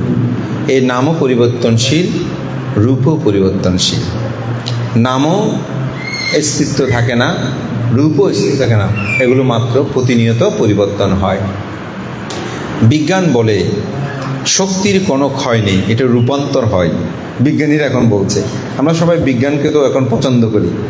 হ্যাঁ, বুদ্ধ বলছেন চিত্ত এটাও পরিবর্তন হয়, নাম রূপ এটাও কি হয়, পরিবর্তন হয়, এটা ধ্বংস হয় না। ধ্বংসটা হওয়ায় মানে কি নির্বাণ, ধ্বংসটা হওয়ায় মানে কি নির্বাণ। আমাদের সকলের সে প্রত্যয় হোক। তাই বুদ্ধোক্তি গাতায় আমি সেটা বলেছি, ইয়ৈমাস্মিং ধাম্মা বিনাই আপ্পামাত্ম বিহিংসাতি পাহায়া জাতি সংসারাং দুঃখা কান্তাঙ্কারিষ্যতি। বুদ্ধ বলেন যে আমার এই ধর্ম বিনয়ে যারা অপ্রমত্ত, পাহায়া জাতি সংসারাং দুঃখা কান্তাঙ্কারিষ্যতি, তারা এই ভব সংসারের মধ্যে দুঃখকে ছেদন করতে পারে, নিরোধ করতে পারে। তাই আমাদের জীবনের সমগ্র কিছুর মূল হচ্ছে আমাদের মন বা চিত্ত, যেটা অভিধর্মের মূল বিষয়। সেজন্য ধর্মপদের দ্বিতীয় কথাটা আমি বলেছি, মনপুব্বা গামা ধাম্মা মনসঠ্য মনমায়া মানাসা সে পাসান্নেনা বাচাতি বা কারতি বা তাতুনাং সুকামান্নেতি ছায়াবা আনা পাইনি। মন হচ্ছে ধর্মসমূহের পুরোগামী, মন হচ্ছে প্রধান। ভালো মনে, কুশল মনে, সৎ মনে কোনো কিছু চিন্তা করলে ছায়ায় ন্যায় সুখ তার অনুগামী হয়। তা আমার সর্বশেষ আহ্বান থাকবে, একটা ভালো মন সব সময় তৈরি করবেন, ভালো চিন্তা করবেন, ভালো কথা বলবেন, ভালো কাজ করবেন, আর কোনো কিছুর প্রয়োজন হবে না। কারণ আপনার কায় বাক্য মন সংযত, জগতের সমস্ত কিছু সংযত হয়। আমাদের শ্রদ্ধেয় বনভান থেকে একবার প্রশ্ন করেছিলেন, ভান্তে আপনাদের ধর্মে কি বোরকা আছে? ভান্তে বলেছিলেন আমাদের ধর্মে বোরকা আছে। বলতে কোথায় আপনাদের কোনো মেয়ে তো বোরকা পরতে দেখি নাই। তো মুসলিম ভদ্র মহিলা জিজ্ঞাসা করেছে, বুদ্ধ ধর্মে আছে, আমাদের পুরুষের জন্য আছে, মহিলাদের জন্য আছে। বলতে ভান্তে কই, আমি তো দেখি না। মনের বোরকা, মনের মধ্যে যদি বোরকা পরেন তাহলে আর কোনো কিছুর প্রয়োজন হবে না। আপনার রবীন্দ্রনাথের জুতা আবিষ্কারের গল্প শুনেছেন? হ্যাঁ, ময়লাতে না যাওয়ার জন্য কার্পেট বিছিয়ে দিচ্ছে, রাস্তা ঝাড়ু দিচ্ছে, রাস্তার পর রাস্তা, ফিরে আস্তে আস্তে আবার ময়লা লেগে যায়। তো বলে যে রাস্তায় কার্পেট না দিয়ে আপনার পা দুটা মুড়িয়ে ফেললে ময়লা তো আর লাগবে না। তা আমরা এখন জুতা পরে যখন হাঁটি, যত থাকুক ধুলো কি পায়ে লাগে কেন? কারণ আমার নিজেরটাই আমি মুড়িয়ে নিয়েছি। তা আমাদের চিত্তকে যদি আমরা নিজেরাই সংযত করতে পারি, তখন পুট্টাস্য লোকাদাম্মেহি চিত্তাং ইয়াসানা কম্পতি, তখন অষ্টলোক ধর্ম, লাভ অলাভ, যশ অযশ, নিন্দা প্রশংসা, সুখ দুঃখ, এগুলো আপনাকে কি করতে পারবে না, স্পর্শ করতেই পারবে না। আমি একদিনে পারবো সেটা বলবো না, কিন্তু আপনাকে চর্চা করতে হবে। কেউ একটু মন্দ কথা বলেছে, আপনি ওকে মৈত্রী দিলেন, তিনি সুখী হোক, সুখী হোক, সুখী হোক। কেউ আপনাকে হিংসা করেছে, আপনিও কি হিংসা করবেন না? তিনি সুখী হোক, সুখী হোক, সুখী হোক। আপনার কাছে কেউ অহংকার দেখিয়েছে, আপনি অহংকার দেখাবেন না। আপনি বললেন উনি যদি অহংকার দেখায় সুখ পাই, দেখুক না, অসুবিধা কি, আমি তো এমনি সুখ দিতে পারতেছি না, একটু করুক না। আমিও কিন্তু একসময় এরকম, আমার উপরে কেউ কথা বলতে পারতো না, আমি একটা বলে আটটা বলতাম, মানে যুক্তি দিতাম।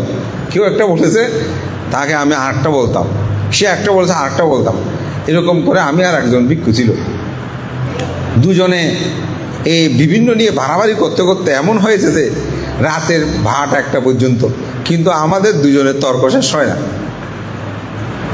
আমাদের দুজনের তর্ক শেষ হয় না। কিন্তু একদিন একজনের একটা কথায় আমি খুব খুশি হয়ে গেলাম, মানে এই দর্শনটা আমার কাজে লেগেছে, আপনাদের একটু বলছি। এই তর্কাতর্কিগুলোর কারণ অনেক কিছু ক্ষতি হয়। তো সেটা হচ্ছে কি, একজনে বলতেছে বান্দার নাম বলবো না, অমুক বান্দা অরহত, আরেকজনে বলতেছে সে অরহত নয়। এটা নিয়ে দুজনের মধ্যে বিশাল ঝগড়া হয়ে গেল। ঝগড়া মানে একদম মারামারি পর্যায়ে চলে যাবে, একজন অরহতের পক্ষে আর একজন অরহত নয়। দেখো শেষ পর্যন্ত এক বান্তের কাছে, তারা দুজনেই কিন্তু বান্তে, তো আরেকটা বান্তের কাছে গেছেন। তো গিয়ে বলতেছে যে না, আপনি একটা সিদ্ধান্ত নেন আসলে উনি অরহত কিনা। তো এখন উনি খুব জ্ঞানী, উনি বলতেছে আচ্ছা তুমি যে অমুককে অরহত বলতেছ তাতে কি তোমার কোনো লাভ হবে? সত্যি করে বলো, ভেবে বলো। চুপ করে আছে, বলো লাভ হবে কিনা, ওনার অরহত্ব দিয়ে কি তোমার কোনো লাভ হবে? বলে যে না। আর যে অরহত নয় বলতেছে, তুমি যে ওনাকে অরহত নয় বলতেছ তার দ্বারা কি তোমার কোনো লাভ হবে? বলে যে না। তো অরহত বলে দাবি করলেও যার লাভ নাই, অরহত নয় বলে দাবি করলেও তোমাদের যদি কোনো লাভ না হয়, এই অরহত হয় নয় নিয়ে এই এতক্ষণ যে সময় অতিবাহিত করলে, এটা মূর্খতার পরিচয় না? তোমরা কি দুজনেই জ্ঞানী নাকি মূর্খতার পরিচয় দিয়েছ? বলে যে ভান্তে মূর্খতার পরিচয়। এই উদাহরণটা আমাকে বলেছে। আমি সেদিন থেকে সত্যি অর্থে আমি আর তর্কে যাই না। কারণ হ্যাঁ, আমি বলি আপনি একটা ভুল বললে উপাসক আপনার পঞ্চশীল প্রার্থনাটা খারাপ হয়েছে। কোথায় খারাপ হয়েছে?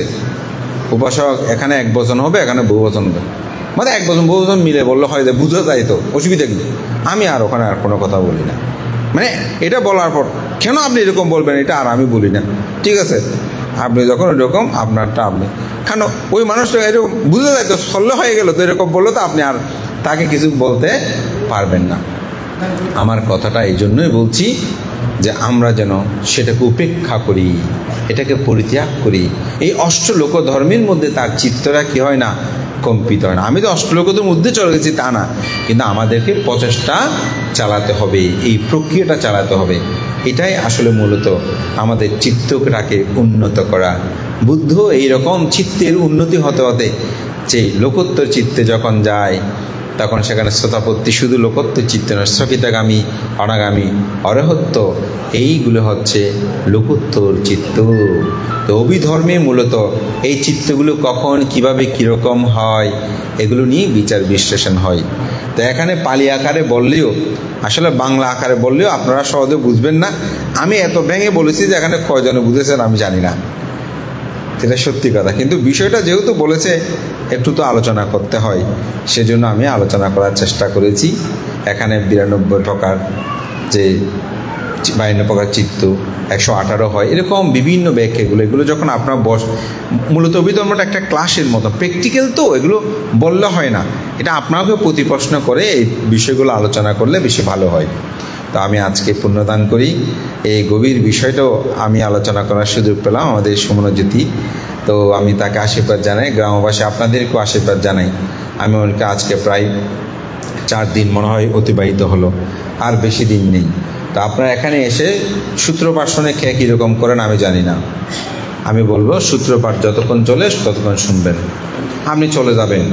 আমি এতক্ষণ যে সূত্রপাঠ শুনেছি, এই সূত্র শ্রবণের প্রভাবে আমি যেন নির্বাণ সাক্ষাৎ করতে পারি। প্রথমে নির্বাণ প্রার্থনা করবেন, দ্বিতীয় আমি যেন সুস্থ থাকি, ভালো থাকি, নিরাপদ থাকি প্রার্থনা করবেন। তৃতীয় আপনার সংসার জীবনে আপনাদের কত কামনা থাকতে পারে, সংসারে কত কিছু, এগুলো আপনাদের ইচ্ছাই, সেটা আপনারা করতে পারেন। কেন আমি বলছি জানেন, আমার বিহারে পাঠটান পাঠ হয় প্রায় মাঝখানে কিছু বাদে এবছর হয়েছে।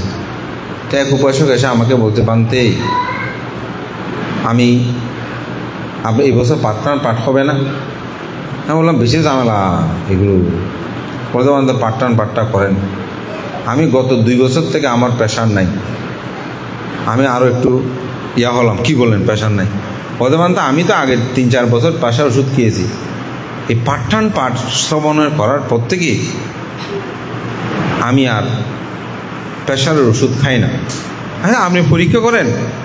আমি একটু ভয় পেয়ে গেছি কি বলে, কারণ সত্যি কথা আমি অলৌকিক বিষয়ে আমি বিশ্বাসী না, আমি মধ্যম পথ অবলম্বী ভিক্ষু। সোজা কথা, বুদ্ধেরকে নিয়ে অতি কথা আমি মানতে চাই না, আবার অতি বাস্তববাদীও নয়। আমারটা হচ্ছে মধ্যম পথ। আমি বললাম কি বলেন আপনি? বলতে আমি প্রতি সপ্তাহে প্রেশার মেপে দেখি আমার প্রেশার নেই।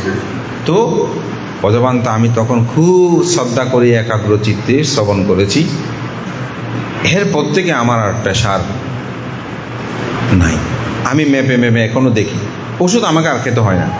আমি যেটা দেখলাম এরপর থেকে লোকটা আসলে একটু ধার্মিক হয়েছে, অর্থাৎ তার জীবনাচরণটা একটু পাল্টিয়ে গেছে। প্রতিদিন দুবেলা সে বন্দনা করতে আসে, তার সাধুতা জীবনযাপন দেখা যাচ্ছে। অনেক ধরনের পারিবারিক বিভিন্ন কলহ থেকে তিনি দূরে আছে। মূলত এই কারণেই শারীরিক তার পরিবর্তনটা, ওই ধর্মীয় ছোঁয়াটা তাকে কীভাবেই পরিবর্তন করেছে। আমি যে কথাটা বলতে চাই, সেরকম আপনি যখন অধিষ্ঠান করবেন, পুণ্যের কাছে প্রার্থনা করবেন, তখন এই সূত্রপাঠে যে একটা আনিশংস, এটা আপনি লাভ করবেন। এখানে যে বলে সর্বশেষ বলে এই তেনা সস্যাবাজ্যানা হতে জয়ম, এই সত্য বাক্যের দ্বারা আপনাদের জয়মঙ্গল হোক। তো যা হোক, আমি মনে করি এরূপভাবে এই সূত্র শ্রবণে একটি মহাপুণ্য আছে। এদিক সেদিক না ঘুরে এসে বসে থেকে আপনারা শ্রবণ করবেন। রাত্রেবেলা অধিষ্ঠান করবেন, এখানে স্বামী স্ত্রী আছে, মা বাবা ভাই বোন আছে। কত রাত কত দিন তো ঘুমালাম, এখানে তো দিবারাত্রি চলে না। আমরা আজকে খাওয়া দাওয়া শেষ করে 8টা-9টার দিকে আসবো, ঘুমালো সেখানে ঘুমাবো, সূত্র শুনলো সেখানে শুনবো। বান্দারা যদি পাঠ করতে পারে আমার শুনতে অসুবিধা কি? আপনার 2-4 জন দল বেঁধে এখানে বসে সূত্র শুনতে, প্রয়োজন এখানে ঘুমাবেন। মনকে বলতে পারবেন আমি কত ঘুমালাম, কিন্তু একটা রাত জেগেই আমি যতটুকু পেরেছি, যতক্ষণ আমি বুদ্ধির অমিতময় বাণী শ্রবণ করেছি। এগুলো যখন মৃত্যুক্ষণে আপনার মধ্যে উৎপন্ন হবে, ওই চ্যুতিক্ষণ বলছি না, আসন্ন কর্ম, তখন আপনি উদ্যোগতি হবেন। আমি একটি কথা বলবো, ধর্মকে, অন্তত বুদ্ধের ধর্ম দর্শনকে কখনো অবিশ্বাস করবেন না। পাল্টে কেন? কারণ তার বাস্তবতাকে উপলব্ধি করে আমরা বলতে পারি বুদ্ধের ধর্মটা কেমন। আপনি যদি ডাক্তারের কাছে যান, ওষুধটা আপনাকে দেয়, ওষুধে কী কী আছে আপনি কি সব বলতে পারবেন? কিন্তু ডাক্তার যদি ভালো হয়, বিশ্বাস করে আপনি খেলে রোগ আরোগ্য লাভ হয়। আর যদি বলতেন এখানে কী কী দিয়েছে এগুলো পরীক্ষা করতে হবে, তারপর আপনি খাবেন, মরে যাবেন না। তো সব কিছুকে পরীক্ষা করতে চাইবেন না। কিছু কর্মফল বিষয়ে চিন্তা করে আপনি উপলব্ধি করে নেবেন বুদ্ধের ধর্মটা কেমন। এমন ধর্ম পৃথিবীতে আছে, এখানে কোনো পরিচালক নাই, কিছু সব আপনার নিজনতা। আপনি স্বর্গে যাবেন বলতেছি আপনার, নরকে যাবেন আপনার, নির্বাণ পাবেন আপনার, সব কিছু আপনার উপর। আমি একজন শিক্ষক মাত্র। বুদ্ধ বলেছেন আমি একজন পথপ্রদর্শক, মানে আমি একজন শিক্ষক মাত্র, সব কিছুর নিয়ন্তা হচ্ছেন আপনি। তেমন দুর্লভ ধর্ম লাভ করে কেন আমরা সেটা আচরণ করব না? আমি সবাইকে সেটা আচরণ করার আহ্বান জানাই, এবং এই অনুষ্ঠানকে সফলতায় পর্যবসিত করতে সুমনোজিত একার পক্ষে আপনাদের সবাইকে এগিয়ে আসতে হবে। আমি মনে করি তার জন্য আত্মিক, কায়িক, বাচনিক সর্ববিধ সহযোগিতাটা প্রয়োজন। পৃথিবীতে দান করে কেউ কোনোদিন দরিদ্র হয় নাই, এটি মনে রাখবেন। এটি প্রবৃদ্ধি হয়, এটা প্রবৃদ্ধি হয় যদি সঠিক নিয়মে সে দান করতে পারে। আমার আহ্বান থাকবে এরকম পুণ্যময় আয়োজনে সবাই আপনারা এগিয়ে আসবেন। সুমনোজ্যোতি যে তার একটা প্রচেষ্টা, এটি আমি মনে করি চিন্তা করা দরকার। আমাদের শ্রদ্ধেয় সঙ্গ প্রিয়বান্ত ইতিমধ্যে একটা বক্তব্য বলেছেন, দান আসতেছে অমুকে দিচ্ছে। আমি দিচ্ছি কিনা সেটা কিন্তু ভেবে দেখি না, আমি দিচ্ছি কিনা সেটা আমরা অনেক সময় ভেবে দেখি না। মনে করি সেরকম আমাদের ভিক্ষু সংঘ অমুক বলেন সমুক বলেন, হ্যাঁ ভান্তিকে টাকার অমুক অভাব আছে, কিন্তু আমরা ভিতরে গিয়ে যখন অবস্থান করি তখনই আসলে বুঝে যাবে সেটা কেমন। তাই সবার কাছে আহ্বান থাকবে এই পূর্ণমাসের সর্বশেষ পর্যন্ত সময় আপনার সর্বোত্তক সহযোগিতা করে অনুষ্ঠানকে সার্থক করবেন। আমিও আমার জন্মান্তরের দানমেশ্বর ভাবনার পূর্ণরাশি দান করছি। আপনাদের মনকে সুন্দর করুন, ভালো করুন, এই আশীর্বাদ জানিয়ে আবারও উত্তর শ্রীবৃদ্ধি কামনা করে সবার মঙ্গল সুখম আমার নাতি দীর্ঘ ধর্মকথা এখানে শেষ করছি। জগতের সকল প্রাণী সুখী হোক।